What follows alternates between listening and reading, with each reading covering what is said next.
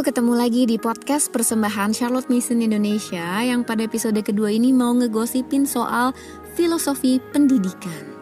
Apa? Filosofi? Tunggu. Jangan berpikir kalau filosofi ini sesuatu yang berat dulu ya. Karena kan kita perlu mengenal sesuatu lebih dekat sebelum menilainya. Nah, kali ini saya, Ayu Primadini, akan ngobrol bareng dengan Ellen Christie tentang apa sih pendidikan dan kenapa penting membicarakan filosofinya dulu sebelum kita bicara soal teknisnya. Simak kami ya.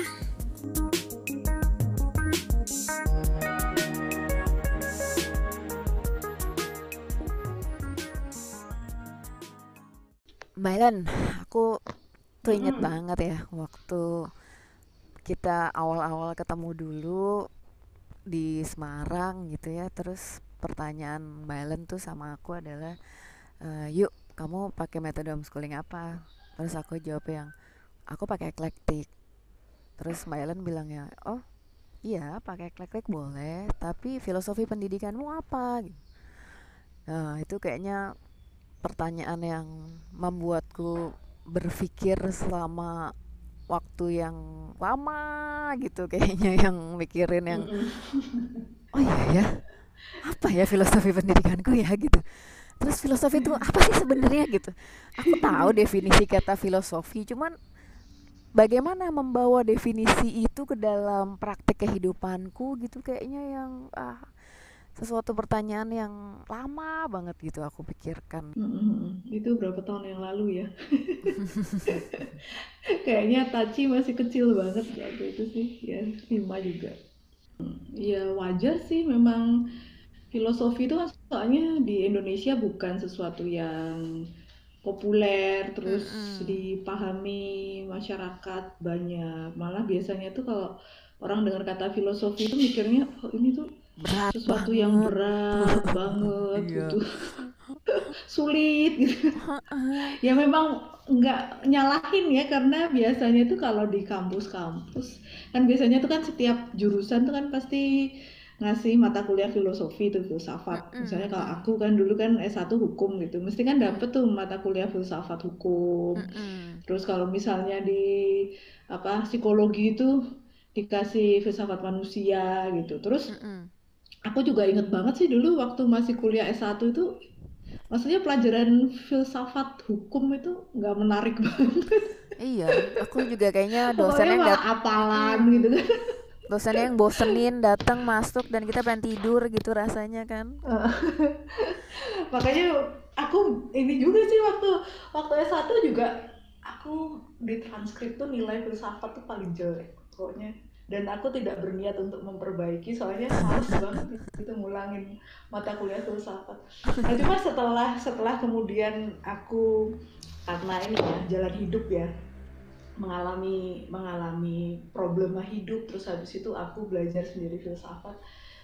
Nah itu baru aku sadar, ih filsafatnya ternyata bagus banget ya, penting Hmm. banget ya. Mhm. Cuma kok sayang banyak orang yang menganggap ini sulit, nggak suka gitu, nganggap ini sesuatu yang nggak menghasilkan duit lah. Mhm.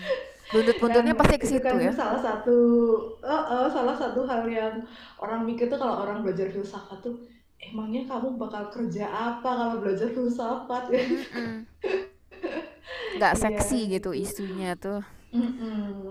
Nah terus padahal setelah belajar filsafat terus, wah ini ternyata bisa diaplikasikan untuk segala hal ya, termasuk untuk pendidikan juga. Makanya ya bagus banget kemarin kan yang untuk pembukaan yang podcast seri 1 kan ada kata-katamu kan, Mhm. bukan hanya teknisnya tapi juga filosofinya. Menurutku itu tagline yang bagus banget gitu. Nah iya, tapi kan Sekalian mempopulerkan. filsafat ya. Tapi ya kayak gitu, maksudnya kita tuh kepikiran apa sih, orang tuh kepikiran apa kalau misalnya udah ngomongin pendidikan, ngomongin filsafat, filosofi pendidikan tuh apa gitu kan. Orang enaknya kalau ngomongin pendidikan ya ngomongin ngapain aja di rumah, terus kalau anaknya homeschooling atau anaknya sekolah terus orang tuanya bisa bantu apa kan, kepengennya ngomongin kayak gitunya aja. Kalau tiba-tiba ngomongin pendidikan harus ngomongin filosofinya tuh apa sih ini gitu kan. Tapi itu kan mungkin bayangannya karena filsafat tuh kayak teori-teori Mm-mm. ngapalin apa ya pendapat filsuf A, B, C, D, E gitu. Mm-mm. Padahal sebetulnya filsafat nggak pendekatannya tidak apa ya, tidak sekaku itu gitu loh. Jadi Mm. sangat aplikatif. Jadi misalnya kalau tentang pendidikan itu kan kita sehari-hari sebagai orang tua kan membuat pilihan-pilihan pendidikan gitu. Yang Mm-mm. paling gampang aja deh sekarang, orang tua kan lagi galau misalnya mau homeschooling atau mau tetap sekolah gitu. Mm-mm. Nah itu kan pilihan pendidikan ya, kita selalu menghadapi banyak pilihan dalam Mm-mm. dunia pendidikan gitu. Nah orang tua ketika membuat keputusan itu sebetulnya mereka berpikir nggak sih apa alasan dibalik mereka membuat pilihan itu. Karena seringkali yang terjadi kan orang tua membuat pilihan misalnya menyekolahkan anak, tapi kalau ditanya sebetulnya sekolah itu buat apa sih, memangnya Mm. sekolah itu wajib. Mm. Nah itu kan orang tua malah kemudian bingung menjawab ya. Terus Mm-mm. kenapa ya harus sekolah? Ya karena semua sekolah gitu. Jadi Iya. ya akhirnya hanya sekedar ikut apa yang dilakukan oleh orang lain, mayoritas itu kan mental kerumunan istilahnya. Nah, itu Mm-mm. yang sering terjadi seperti itu. Jadi misalnya anak les dilesin, misalnya les bahasa Inggris kah, atau les piano kah, atau les robotik dan sebagainya. Ngirim ke les itu kan gampang ya. Mm-mm. Cuma yang pertanyaan yang biasanya nggak direnungkan oleh orang tua adalah untuk apa sih saya mengeleskan anak ini gitu. Les ini tujuannya Mm-mm. apa gitu. Nah itu Mm-mm. yang orang tua seringkali tuh tidak memikirkan mengapanya dulu. Jadi langsung ke jadi kurikulumnya apa? Jadi kalau misalnya tanya homeschooling kan langsung jadi kurikulumnya apa nih? Apa yang Mm-mm. harus saya terapkan di rumah? Terus ijazahnya bagaimana? Di Jadi rumah ngapain pertanyaannya itu aja tentang gitu. apa? Oh tuh ya, apa dan bagaimana. Tapi Mm-mm. jarang orang yang sampai ke pertanyaan mengapa. Jadi mengapa saya harus sekolah? Mengapa saya harus homeschooling? Apa tujuan saya? Itunya yang kurang dipikirkan. Jadi langsung ke persoalan teknis. Mm. Padahal kalau udah tahu mengapanya itu perjalanan kayaknya jadi lebih ringan ya. Iya, Jadi karena kan kita sudah tahu apa yang mau kita capai, tinggal cari cara aja mau ke sana itu caranya bagaimana. dan bermanfaat banget buat kita milah-milih juga ya. Jadi lebih Mm-mm. enak untuk milih teknis, nggak gampang terintimidasi oleh teknis-teknis yang kelihatannya lebih hebat gitu ya. Nah, kalau pengalamanmu sendiri gimana? Artinya setelah merenungkan filosofimu itu, yang dulunya kan dirimu merasa eklektik itu kan Mm-mm, campuran mm-mm, berbagai macam teknik, terus habis itu kan kamu mulai memikirkan filosofimu yang kamu pegang itu apa. Nah, mm-mm. setelah kamu merefleksikan hal itu, terus dampak apa gitu yang kamu rasakan?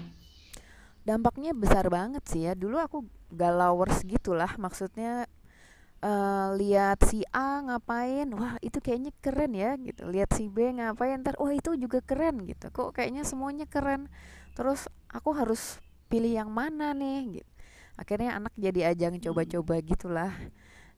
Cobain ini, cobain itu, malah Mm-mm. jadi bingung sendiri kan. Tapi setelah Mm-mm. em, memikirkan filosofinya, memikirkan oh aku harus menempuh jalan yang seperti ini ya. Setelah itu ya jadi lebih mantap ya, jadi lebih enak banget jalannya. Jadi tidak mudah terintimidasi kayak aku bilang tadi. Kalau misalnya oh aku menjalani ini karena ini gitu. Aku memakai metode CM misalnya kan. Aku memakai metode CM karena memang tujuanku mau bikin anak-anak jadi pribadi yang magnanimous gitu. Karena aku Mm-mm. anak dan ini sebuah proses yang tidak bisa dicapai dalam waktu singkat. Ini proses yang mesti pelan-pelan ngejalaninnya. Dan di tengah-tengah menjalani Mm-mm. proses ini kadang-kadang kan ngeliat ya kondisi teman-teman di luar, kondisi anak-anak di luar. Dan kalau filosofiku tidak mantap kayaknya menjalani proses yang sangat pelan ini bikin mudah terintimidasi gitu. Pengen kan anak tampak sehebat orang-orang luar atau tampak sehebat anak-anak luar. Tapi karena Iya. filosofinya udah yakin, jadi ya memang prosesnya seperti ini gitu. Anakku ya berbeda sama anak yang di luar gitu. Dia sedang menjalani prosesnya masing-masing dan nggak bisa dibanding-bandingin. Dan aku yakin dengan apa yang sedang dia jalani, sedang proses yang dia lakukan, ya udah konsisten aja sama proses itu gitu. Santai sih jadinya, yang Mm-mm. kurasakan jadinya enak banget jalannya gitu. Iya, memang aku pun merasakan seperti itu ya. Jadi kalau sudah tahu prinsip dasarnya, maka mau menerapkan di kasus yang berbeda-beda pun bisa. Nah, ini yang Mm-mm. kalau di Charlotte Mason kan bilang itulah perbedaannya metode dengan sistem. Mm. Kalau kita tahu apa yang mau kita capai, nah cara itu bisa ganti-ganti gitu, Mm-mm. tergantung situasi yang kita hadapi bagaimana. Tapi kalau kita beli sistem gitu ya, misalnya beli kurikulum jadi, atau harus tekniknya step by stepnya harus persis seperti ini, itu kelemahannya adalah kalau kita ngadepin kasus yang beda, kita jadi bingung. Jadi ini Mm. gimana ya cara nerapinnya gitu kan. Kalau sudah tahu prinsipnya kayak kayak aku sendiri kan dulu ngajar ya di kampus Mm-mm. ya. Mm-mm. Jadi ngajar di kampus, aku juga menerapkan metode CM sih di kampus. Jadi karena sudah paham prinsipnya, maka metode CM ini bisa diterapkan dalam situasi apapun. Jadi kalau misalnya Mm. dengan anak sendiri yang one on one ya, kalau di rumah satu, Mm-mm. kita satu dengan anak satu gitu, cara penerapannya seperti ini misalnya gitu. Nanti kalau kita sudah di konteksnya konteks kelas gitu, Mm-mm. dulu kan aku dulu ngajar tuh bisa sampai satu kelas sampai 100 orang gitu. Banyak banget. Ya pokoknya kalau kelas-kelas besar ya 70 orang, 80 orang, 100 orang. Bahkan pernah sampai 300 orang kalau kuliah kayak kuliah umum gitu kan. Mm-mm. Nah itu tapi kalau kita paham prinsipnya apa sih? Oh, aku harus membuat anak-anak fokus misalnya gitu. Jadi bagaimana supaya mereka attention, nah gitu. Terus bagaimana Mm. supaya mereka mereproduksi pengetahuan. Nah, kalau kita udah paham prinsip-prinsip dasarnya, mau diterapkan di yang kelas kecil dengan anak sendiri one on one atau mau di kelas yang sebesar apapun, itu bisa semua karena kita pakainya metode bukan sistem. Mm. Itu yang apa ya penting sebetulnya tuh buat buat kita semua gitu. Jadi CM itu kan memang sebenarnya bisa diterapkan tidak hanya untuk homeschooling ya, tapi Mm. bisa untuk sekolahan juga. Mm-mm. Konteksnya bisa beda-beda tapi prinsip dasarnya tetap sama. Mm. Dan yang namanya kehidupan itu kan sangat dinamis ya. Kita bisa sangat ada perubahan situasi pun dalam waktu cepat. Anak-anak tiba-tiba Mm-mm. gimana, situasi di luar tiba-tiba gimana gitu kan. Dan kalau kita paham prinsipnya, enaknya jadi kita selalu bisa apa? Dancing in the rain gitu ya. Dalam kondisi apapun kita Iya. bisa tetap Mm-mm. survive gitu ya. Iya, tapi itu perlu latihan juga sih karena kan Hmm. persoalannya banyak dari masyarakat tuh ya, ayah ibu itu yang memang tidak dibiasakan untuk berpikir mandiri itu loh. Hmm. Padahal kan untuk melakukan refleksi filosofis itu kan penting sekali, nggak males mikir gitu ya nomor satu ya, Mm-mm. dan nggak Mm-mm. takut mikir itu. Mm-mm. Karena kalau udah males, pikirin aja lah buat aku, kamu aja yang mikir, aku tinggal pakai gitu kan. Iya. Pengennya kan gitu. Jadi akhirnya udahlah ngikut aja ngikut daripada capek harus mikir itu satu. Hmm. Jadi untuk berfilsafat itu kita harus pertama-tama jangan males mikir Mm-mm. karena Mm-mm. mikir itu kan sebenarnya untuk kepentingan kita sendiri juga gitu. Kalau kita terus bergantung pada orang lain memikirkan buat kita, nah kita nggak akan pernah jadi pribadi mandiri. Itu yang CM tekankan di situ kan, Mm-mm. termasuk Mm-mm. di komunitas sih sebetulnya. Betul. Di komunitas CM pun sebenarnya penting untuk kemudian wah ini sudah CMer senior nih gitu. Terus habis itu ya udahlah apapun pendapat dia aku ikut. Nah itu Mm-mm. sangat tidak CM sekali sebetulnya Mm-mm. karena kan Betul. ya nggak bisa kayak gitu tuh. Tujuannya berkomunitas itu malah justru untuk membangun setiap pribadi yang ada di dalam komunitas untuk jadi pemikir mandiri. Jadi Nah bukan ya. ikut-ikutan walaupun dia veteran senior apalah, Uh-huh. jangan sekedar iya-iyain aja, tapi Betul. siapa tahu dia salah kan. Jadi kan Mm-mm. harus dipikir juga, Atau siapa tahu ditimbang memang kondisinya sendiri. berbeda kan, nggak bisa, namanya teknis kan nggak bisa disamakan semuanya kan. Iya. Waktu Mm-mm. teknisi untuk keluarga A dengan keluarga B kan bisa sangat-sangat berbeda. Kalau soal teknis ya. Betul. Tapi Iya, dan juga Bi, tadi nggak. aku pengen itu sih, tadi baru tentang malas berpikir ya, aku mau Mm-mm. nambahin soal takut berpikir. Mm-mm. Jadi kan itu bisa jadi halangan juga untuk berfilsafat, karena Mm-mm. kalau kita sudah berpikir mandiri, tadi kan nggak males lah ya, udah nggak males, terus kita mikir mandiri, terus mungkin kita mencapai simpulan-simpulan yang beda sama orang-orang di sekeliling kita gitu. Mm. Ya itulah contoh gampangnya, setelah aku pikir-pikir sebetulnya esensi pendidikan itu kan membuat anak belajar ya, dan belajar itu kan tidak identik dengan persekolahan. Misalnya kita berpikir seperti itu, terus kita lalu berarti sekolah tuh nggak wajib dong ya. Asal anak belajar kan berarti dia nggak perlu harus sekolah ya. Nah kalau kita misalnya sampai pada simpulan itu, terus kita pikir berarti homeschooling itu oke juga selama anak saya itu belajar misalnya gitu kan. Akhirnya kita bilang oke lah, anak saya homeschoolingkan saja gitu, saya tidak usah mengirim dia ke sekolah. Nah terus kan nanti tuh datang tuh misalnya apa kakeknya, neneknya, tetangga dan seterusnya yang ngomong, Betul. kan kamu nggak disekolahin, mau jadi apa gitu kan. Nah itu kan harus punya keberanian tuh untuk ngadepin dampak dari berpikir kita itu. Artinya dengan berpikir itu kita seperti bisa menghasilkan sesuatu yang berbeda dari masyarakat pada umumnya gitu ya. Jadi kita bisa mengambil jarak dari apa yang tradisi, pendapat mayoritas, pendapat otoritas. Bukannya tradisi itu pasti salah, bukannya pendapat mayoritas itu pasti salah, atau otoritas itu pasti salah. Belum tentu juga, tetapi bisa saja salah kan. Nah kita bisa mengambil jarak gitu loh. Oke, ini pendapat mayoritas seperti ini. Apakah saya setuju dengan pendapat itu dan mengapa? Nah itu kan hal-hal yang penting gitu loh untuk direfleksikan sendiri. Oke, kalau dalam konteks pendidikan kan sama juga ya, berpikir tentang masalah pendidikan kan berarti bukan sekedar memikirkan aku mau ngapain, teknis anakku tuh mau ngapain aja gitu. Jadi harus memikirkan jauh di belakang sebelum itu kan. Artinya bahkan kalau Charlotte Mason sendiri kan bahkan membedakan ya definisi antara pendidikan dan pelatihan aja kan berbeda ya. Ini aja orang masih banyak yang bingung. Ngomongin pendidikan, ngomongin gimana caranya ngajarin piano, ngomongin pendidikan, ngomongin tentang anaknya ikutan les bola gitu misalnya kan. Artinya ada sesuatu yang belum clear tentang pendidikan sama pelatihan itu sama nggak sih sebenarnya?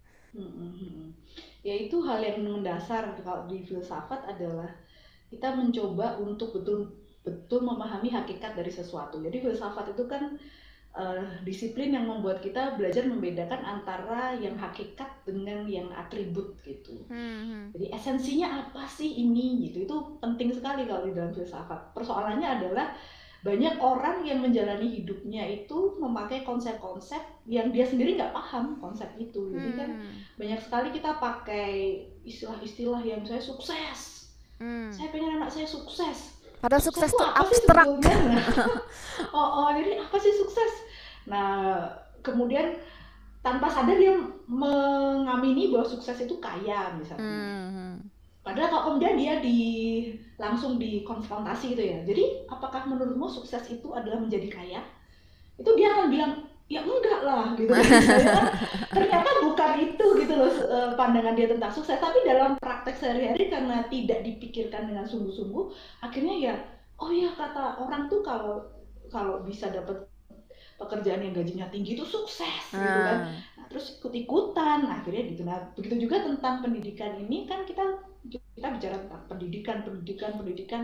Apakah kita pernah benar-benar berpikir jadi esensinya pendidikan itu apa ya gitu. Hakikat dari pendidikan itu apa? Nah, itu penting sekali untuk didefinisikan sebelum kita mulai mikir. Jadi di dalam kurikulum kita harus ada ini.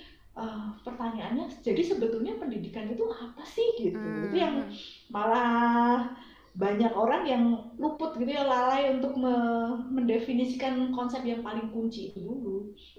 Jadi pendidikan misalnya apa bedanya antara mendidik dan mengajar? Nah, itu kan banyak terjadi itu, misalnya apakah orang yang mengajar itu pasti mendidik gitu. Kalau bahasa Inggrisnya to teach ya, to teach and to educate gitu. Apakah teaching itu berarti educating misalnya gitu kan. Nah terus apakah pendidikan itu sama dengan pelatihan? Kalau pelatihan itu pendidikan atau bukan? Nah itu orang perlu gitu sebagai kita sebagai orang tua atau guru ya misalnya, kita penting untuk mencoba mendefinisikan. Jadi kalau teaching itu bisa saja orang yang menjadi mengajar tetapi tidak mendidik gitu kan. Karena mengajar itu kan lebih ke soal menyajikan materi pelajaran gitu. Dan biasanya kalau di sekolah itu nanti kaitannya dengan menyajikan materi pelajaran supaya anak lulus ujian gitu. Akhirnya sekedar jadi itu masalahnya ya. Ketika seorang guru menyajikan materi pelajaran atau mengajar, persoalannya adalah anaknya belajar atau tidak. Nah itu kan, kalau Sir Ken Robinson kan bilang kata mengajar itu seringkali itu hanya masalah aktivitasnya bukan hasilnya. Jadi bisa saja seharian anak itu masuk kelas terus gurunya mengajar terus, tetapi ternyata anaknya nggak belajar apa-apa. Itu ternyata bisa loh gitu. Gitu. Nah kalau educate atau mendidik itu kan lebih ke bagaimana membuat anak itu mekar sebagai manusia, sebagai person, sebagai pribadi. Dan itu kaitannya dengan individu ya sebenarnya. Pendidikan itu kan dari dalam kalau kata CM kayak gitu ya. Jadi itu juga yang membuat CM membedakan antara training, khususnya vocational training ya, jadi pelatihan yang menuju ke kejuruan gitu kan, dengan education atau pendidikan. Jadi kalau pelatihan kejuruan itu kalau CM melihat hakikatnya adalah untuk memupuk keterampilan atau kebiasaan-kebiasaan tertentu yang sifatnya lebih ke fisiologis gitu ya. Jadi misalnya bisa main piano gitu kan ya, maksudnya jari-jarinya terampil gitu kan, misalnya bisa bertukang, terus bisa ngetok-ngetok palu lah, misalnya itu bisa geraji dan seterusnya gitu. Dan tujuan akhirnya, terutama pelatihan kejuruan itu tujuan akhirnya adalah untuk bisa mencari nafkah ya, earning a living gitu. Nah sementara pendidikan itu kalau CM melihatnya lebih ke memupuk personality gitu, memupuk kepribadian. Karena children are born person, setiap anak terlahir sebagai pribadi, jadi dia perlu dimekarkan, ditumbuh kembangkan sebagai seorang pribadi. Jadi itu tidak cukup hanya dengan melatih sensori dan apa ya, otot-otot dan keterampilan fisiologisnya. Jadi anak bisa lari, anak bisa apa itu misalnya kan menyusun puzzle atau menata apa itu yang menara apalah itu, menara yang beresin besar tempat kecil, tidur gitu ya. Beresin tempat tidur itu habit ya, itu kebiasaan, itu keterampilan, tetapi pendidikan harus lebih daripada itu. Tidak cukup hanya keterampilan fisiologis, dia harus spiritualnya harus kena gitu. Jadi aspek di dalam dirinya, inner life ya, kehidupan batin si anak itu harus kena. Itu berarti akal budinya harus ditumbuhkan. Kalau training atau pelatihan itu isinya memberikan keterampilan-keterampilan, maka pendidikan harus memberikan pikiran-pikiran besar gitu ya, ide-ide gitu kan. Nah, sampai kemudian anak itu bisa memekarkan seluruh potensinya ya. Kalau CM istilahnya itu living out all possibilities. Jadi di dalam diri anak itu kan banyak sekali potensi di dalam dirinya gitu, dan bisa cari uang itu hanyalah salah satu dari potensi manusia, bukan keseluruhan potensi manusia. Jadi pendidikan tujuannya mestinya harusnya lebih besar daripada sekedar membantu anak bisa kerja, bisa dapat duit gitu. Itu hanya sesuatu yang pasti didapatkan kalau pribadinya memang sudah terbentuk dengan baik ya. Kalau CM percayanya begitu, kalau karakternya bagus, dirinya berkembang, mau dikasih kerjaan apa aja pasti bisa. Beres. Ya. Paling nggak kalaupun dia awalnya nggak bisa, dia bisa menyuruh dirinya sendiri belajar sampai bisa gitu. Gitu. Nah, itu yang penting. Jadi kalau CM bilang harusnya anak-anak itu pendidikan itu intinya adalah membuat anak itu memiliki pengetahuan apa ya dalam dirinya itu. Jadi punya relasi-relasi dengan berbagai bidang pengetahuan dengan aspek-aspek kehidupan. Jadi personality-nya itu menjadi utuh gitu ya, berkembang sebagai sesuatu yang holistik. Iya, setuju. Tapi Mbak, kan kalau misalnya teman-teman yang pendengar gitu kan, misalnya nih di rumah ingin mulai memikirkan tentang filosofi pendidikannya, tapi kan kata filosofi itu sendiri mungkin sudah bikin gentar gitu kan. Apa sih sebenarnya yang harus dipikirkan pertama kali sebelum memikirkan hal-hal teknis itu gitu? Jadi mungkin teman-teman bisa punya satu pertanyaan yang dipikirkan secara mendalam, sehingga kalau jawaban dari pertanyaan itu ditemukan, terus bisa menemukan suatu ya teknis yang akan lebih mudah nantinya. Kalau dalam filsafat itu sebetulnya jalan masuknya bisa beda-beda. Tiap orang biasanya akan masuk punya kayak isu sendiri yang menarik buat dia. Jadi sebenarnya mulai dari apa yang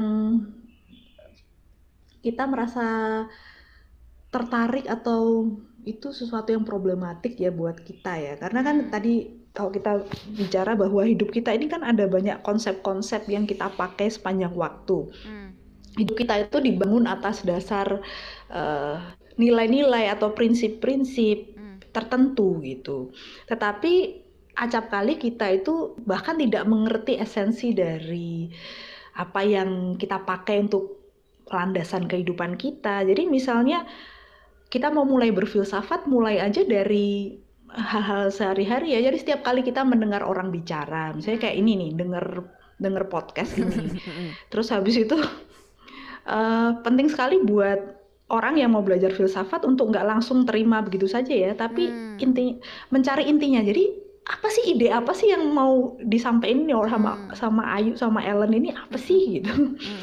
Oh, katanya tadi bahwa pendidikan itu adalah untuk memupuk kepribadian. Nah, kemudian pikirin aja maksudnya kepribadian itu apa ya gitu. Jadi itu kita kemudian coba untuk pikir-pikirkan sendiri gitu. Kalau saya ini penyabar atau saya ini jarang ya orang bilang saya ini penyabar. Saya ini pemarah misalnya. Apakah saya ini kepribadiannya pemarah ya gitu.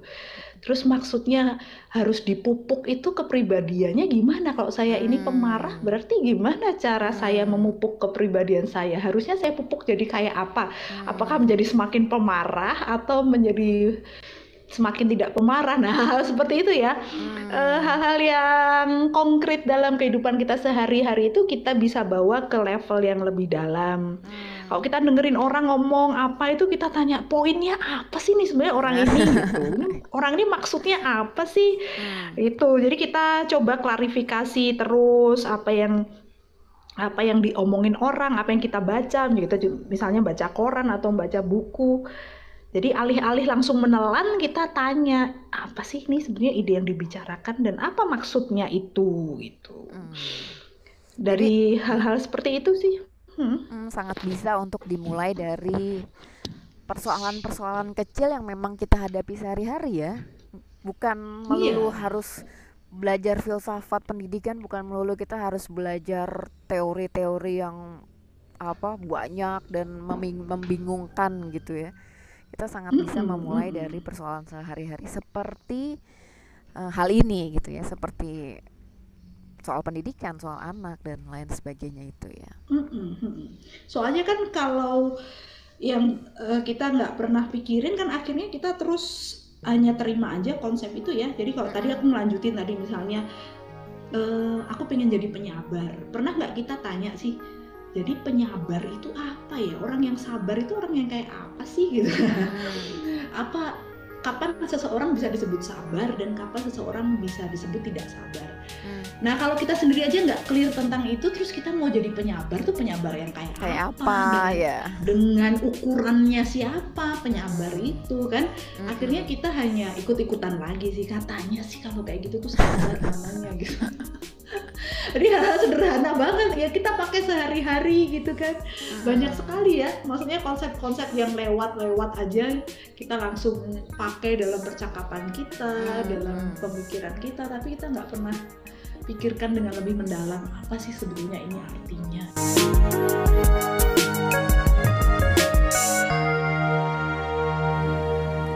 Iya, artinya nggak malas mikir dan nggak takut mikir ini jadi kunci bagi kita para pendidik, baik orang tua maupun guru, agar tidak sekedar terjebak mengikuti sesuatu tanpa paham esensinya. Kalau kita mampu mengunyah baik-baik konsep apapun yang masuk dalam pemikiran kita tanpa buru-buru menelannya, rasanya nutrisi yang masuk pun akan tercerna dengan lancar dan nggak akan bikin kita tersedak. Dan ini adalah salah satu syarat dari menjadi pendidik dalam metode Charlotte Mason. Walaupun sebenarnya terlepas dari mau memakai metode Charlotte Mason ataupun tidak, rasanya berpikir ini tetap jadi suatu hal yang wajib ya, kalau kita nggak mau sekedar jadi korban atas arus yang kita sendiri nggak tahu mau dibawa kemana. Selamat berpikir, sampai jumpa di podcast kami berikutnya.